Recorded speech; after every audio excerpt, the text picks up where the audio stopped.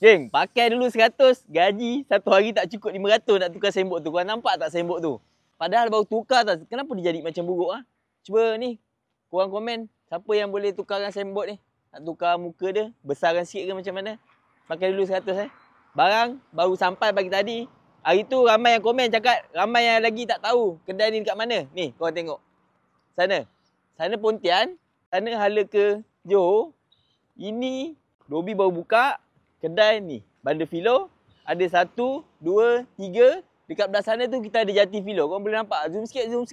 Yang warna hitam tu. Yang ni nanti kita tukar sembot. Pakai dulu 100. Jom kita tengok barang baru apa ada. Okey geng, kita mula dengan bahagian sofa. Jom kita masuk kat depan ni ada apa? Ni baru sampai. Mainan-mainan boleh lagi. Stroller dia baru sampai. Sini peralatan gym. Ni baru sampai, boleh turun naik. Ni baru sampai. Ni barang-barang baru sampai depan ni. Ni ada yang baru sampai, ada yang stok lama. Bahagian sofa sini